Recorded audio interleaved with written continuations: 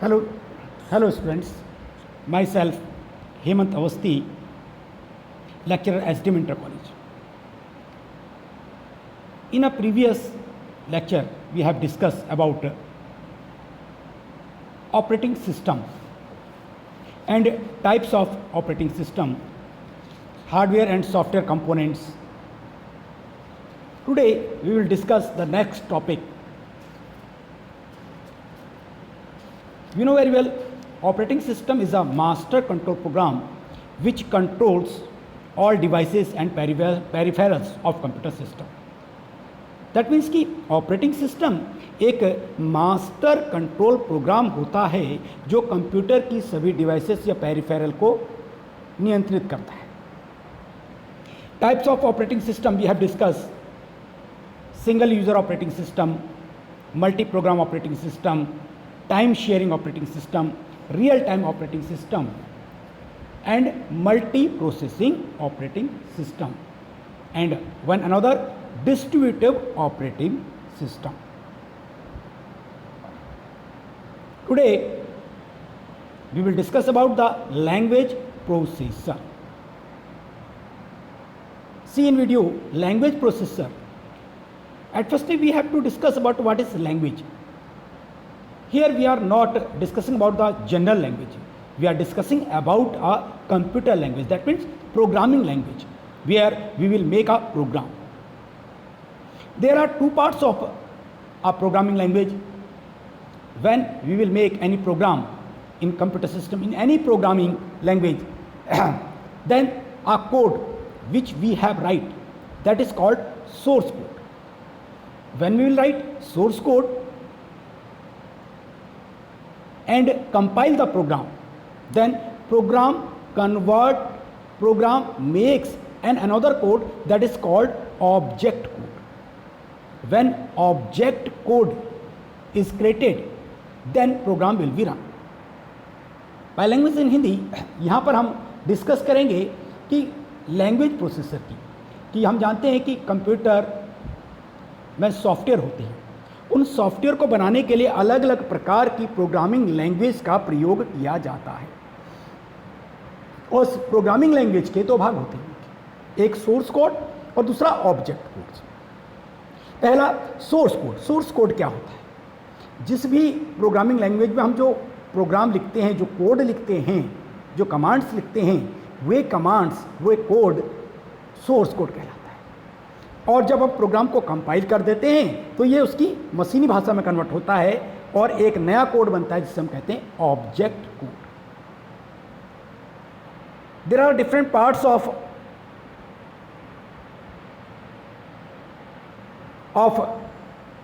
Language translator. That means जो मैं अभी आपको बता रहा था कि जो हम प्रोग्राम को, जो सोर्स कोड को ऑब्जेक्ट कोड में बदलता है, उस प्रोग्राम का नाम लैंग्वेज ट्रांसलेटर होता है. ये मुख्यतः तीन प्रकार के होते हैं. पहला असेंबलर, दूसरा इंटरप्रेटर, तीसरा कंपाइलर. अलग अलग प्रकार की प्रोग्रामिंग भाषाओं में अलग अलग प्रकार के लैंग्वेज ट्रांसलेटर का प्रयोग किया जाता है. पहला assembler. This language processor convert the program written into assembly language into a machine language. यह एक इस प्रकार का लैंग्वेज ट्रांसलेटर है जो असेंबली लैंग्वेज को मशीन लैंग्वेज में कन्वर्ट करता है. Second, interpreter. इंटरप्रेटर भी एक प्रकार का लैंग्वेज ट्रांसलेटर है जो क्या करता है? इंस्ट्रक्शंस को line by line machine language में ट्रांसलेट करता है और ऑब्जेक्ट कोड बनाता है. तीसरा कंपाइलर. कंपाइलर पूरे प्रोग्राम को एक बार में ही एग्जीक्यूट करके उसका ऑब्जेक्ट कोड बना देता है. It is called language translator या language processor. It is a very important question for the board examinations कि what are the language processor use in C++ language. In a C++ language we use compiler. Okay, समझ में आ गया होगा. ध्यान से देखिए, सामने मैं पढ़ा रहा हूँ, ध्यान से. तो जो हम C लैंग्वेज में या C++ लैंग्वेज में लैंग्वेज ट्रांसलेटर यूज़ करते हैं कौन सा होता है? कंपाइलर. यानी compiler is use in C or C++ language. Next topic is utility software. So what is a utility software? At first we have to understand what are the means of utility. Utility का अर्थ क्या होता है, utility किसे कहते हैं? Utility मतलब होता है रख रखाव। इसको अगर हम वाई लैंग्वेज इन हिंदी इसको डिस्क्राइब करें तो यूटिलिटी का मतलब हो गया रख रखाव, अर्थात इस प्रकार के सॉफ्टवेयर जो कंप्यूटर के मेंटेनेंस और रख रखाव के लिए प्रयोग किए जाते हैं, उन्हें इस प्रकार के सॉफ्टवेयर को, उन सॉफ्टवेयर को यूटिलिटी सॉफ्टवेयर कहते हैं। That means utility software are those helpful program that ensure the smooth functions of a compiler of a computer. Utilities are meant to assist your computer. Some utilities help to back up data, some have remove outdated files, recover data, okay, disk fragments. These are called utility.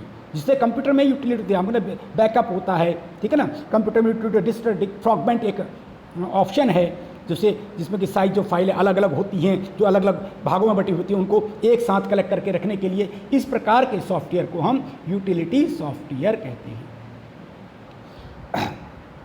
Next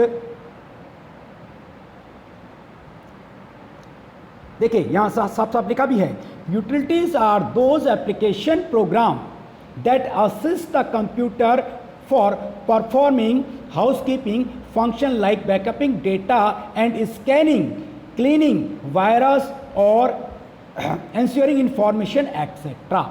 यानी computer के रखरखाव के लिए जो applications use किए जाते हैं उन्हें यूटिलिटी सॉफ्टवेयर कहते हैं। Some common utility software, antivirus software. Do you know about antivirus? What is antivirus? At first, it is the last chapter, but we will discuss some portion of this topic. What is virus? Virus also a program, but those program which is very harmful for computer, these are called virus. And antivirus, a program which remove these harmful program from our computer system. A program which detect the harmful program in our computer system, these are called antivirus. अर्थात antivirus एक ऐसा software होता है जो computer में जो harmful, जो खराब प्रोग्राम होते हैं, जो कंप्यूटर को खराब कर सकते हैं, उन प्रोग्रामों को चेक करता है और चेक करने के बाद उन्हें रिमूव करने का काम करता है। सो कहते हैं the utility programme ensure virus free work environment. Utility programme का एक महत्वपूर्ण कार्य है कि वो वायरस फ्री एनवायरनमेंट प्रोवाइड करे। A computer virus is a computer program that can inject other computer program by modifying them in such a way to includes a copy of itself. यानी कि वायरस प्रोग्राम ऐसे होते हैं जो computer में infected हो करते हैं, एक ही प्रोग्राम की कई कॉपी तैयार कर देते हैं। इस प्रकार के प्रोग्राम को हम वायरस कहते हैं। और ऐसे प्रोग्राम जो इन्हें डिटेक्ट करता है, इन्हें रिमूव करता है, इस प्रकार के प्रोग्राम को हम एंटीवायरस प्रोग्राम कहते हैं। An antivirus software scan your disk for virus and remove them. देखिए बुक में लिखा भी है आपकी, antivirus software scan your disk for virus and remove them. यानी कि एंटीवायरस प्रोग्राम एक ऐसे प्रोग्राम होते हैं जो कंप्यूटर में स्कैन करते हैं किसको? वायरस को, और उन्हें हटा देते हैं। ध्यान से देखिए सामने और समझ में आ रहा है आई थिंक। अब वायरस भी अलग अलग प्रकार के होते हैं। वायरस के अलग अलग प्रकार, एक अलग हमारा टॉपिक चैप्टर नंबर 14 में आएगा पूरा वायरस का चैप्टर। यहाँ पर हम पढ़ रहे हैं कि यूटिलिटी सॉफ्टवेयर की उपयोगिता। इसलिए यूटिलिटी सॉफ्टवेयर उपयोगिता तब समझ में आएगी वो उपयोग किसके लिए किया जाता है। अब वायरस कौन कौन से होते हैं? बूट वायरस है, प्रोग्राम वायरस है, माइक्रो वायरस है, कंपेनियन वायरस है, वॉर्म वायरस है, टॉर्जन वायरस है। अलग अलग प्रकार के वायरस यूज किए जाते हैं। नेक्स्ट टॉपिक इज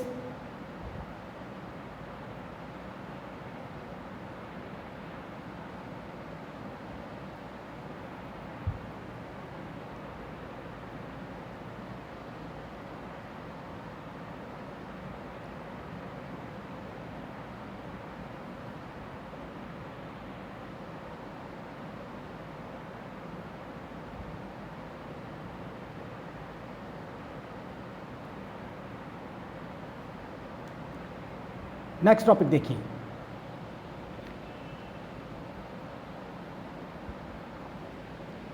अब सेकंड आता है इसमें कि कंप्यूटर में जो फाइल को मैनेज करते हैं, हमारी जो हमारी अलग अलग फाइल्स होती हैं उनको मैनेज करते हैं, वो कौन कौन से टूल्स हैं, उन सॉफ्टवेयर को हम क्या बोलते हैं। There are different type of file management tools available in our computer system. First is called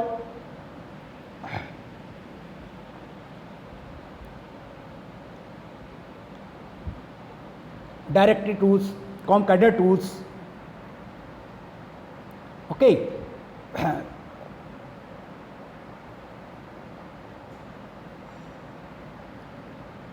See this topic, disk defragment tool. It is very important tool for computer system. Disk defragment means disk management tools. Disk defragment is a part of disk management tools. Disk management means जो हमारी computer system में जो जितनी भी फाइलें होती हैं वो अलग अलग जगह स्टोर होती हैं, अलग अलग डायरेक्टरी में होती हैं, अलग अलग भागों में होती हैं। उन सबको जो व्यवस्थित करने के लिए जो टूल्स उपलब्ध होते हैं उन्हें हम डिस्क मैनेजमेंट टूल्स कहते हैं। पहला है disc clean up tools. You know, ये आपके अगर कभी जो आपने कंप्यूटर सिस्टम को रन करा हो तो हम उसमें से जो टेम्परेरी फाइल होती है इसको बोलते हैं हम टीएमपी फाइल। उन टीएमपी फाइल्स को रिमूव करने के लिए एक सॉफ्टवेयर यूज़ किया जाता है, इसे कहते हैं डिस्क क्लीन ऐप टूल्स। आपका अगर सिस्टम है तो देखिए एसेसरीज पर प्रोग्राम में क्लिक कीजिए, प्रोग्राम में क्लिक करने के बाद एसेसरी पर जाइए, एसेसरी के बाद सिस्टम टूल मिलेगा आपको, उस सिस्टम टूल के ऊपर एक लिखा होगा डिस्क क्लीनअप। जैसे डिस्क क्लीनअप करेंगे तो वह आपके कंप्यूटर सिस्टम की अननेसेसरी फाइल को शुरू कर देगा। यहाँ पर आप क्लिक करके उन फाइल्स को वहाँ से रिमूव कर सकते हैं। This process is known as disk clean up. Second, disk defragment. Defragment means जो कंप्यूटर सिस्टम की हमारी डिफरेंट फाइल्स होती हैं वो फाइल्स अलग अलग पोर्शन में, अलग अलग पार्ट्स में, अलग अलग ट्रैक में, अलग अलग सेक्टर में, हार्ड डिस्क में अलग अलग ट्रैक सेक्टर में स्टोरेज होती है। उनको एक जगह व्यवस्थित करके रखने की क्रिया को डिस्क डिफ्रैगमेंट कहते हैं। But disk defragment is a very time taking process. आप अगर कभी अपने सिस्टम में करें तो जब आपको काम ना करना हो, 2-3 घंटे का टाइम हो, तब करिएगा इसको। Backup utility. Backup is the main utility for computer. We require backup in for many times, क्योंकि बैकअप हमें लेते रहना पड़ता है। कंप्यूटर का जो विंडो बैकअप होता है कि अगर हमारी विंडो करप्ट भी हो जाए तो हम उसको यूज़ कर सकें। So backup utility use for take backup of our computer system.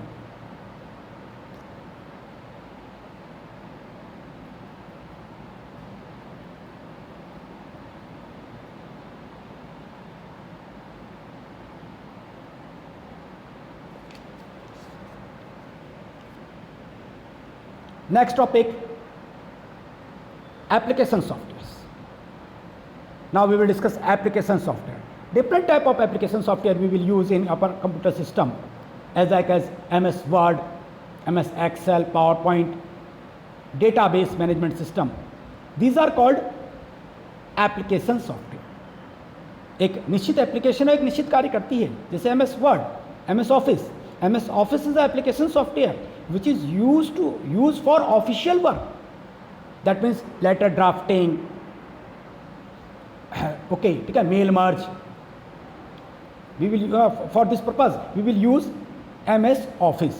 There are different part of MS Office. First part is MS Word. MS Word is a documentation software for office work. Second, MS Excel. MS Excel is when we require our data in a row and column, then we will use MS Excel. That is also known as electronic spreadsheet. Third is DBMS. It is I think it is new for all students, DBMS and RDBMS. At first we will discuss about DBMS. क्या होता है DBMS और RDBMS क्या होता है? Computer में जो हमारा डाटा होता है वो डेटा अलग अलग पोर्शन में सेव होता है। As example, we will make a file, okay, in Word, Excel, in any application software. where the data will save. We know data will save in hard disk. Hard disk is a part, but in which software? So every software require a particular place to save their data. This place is known as, this software is known as database, where the data of any application is stored. This application is known as database, and a process to manage this database, this process is known as DBMS, Database Management System. MS Excel, SQL Server, Oracle are the main example of DBMS.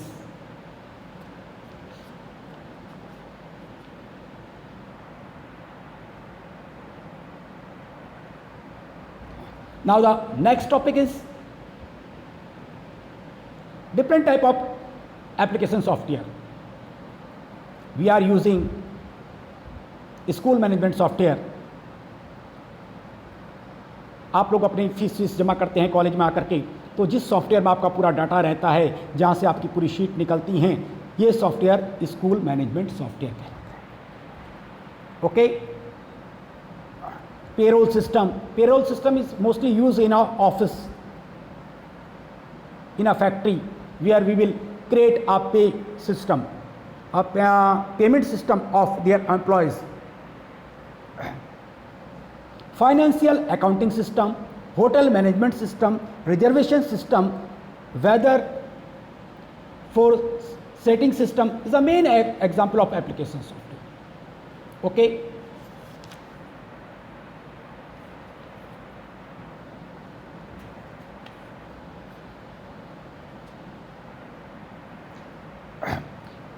In our next chapter, in our next topic, we will discuss about the virtual storage, firmware, and mobile operating system.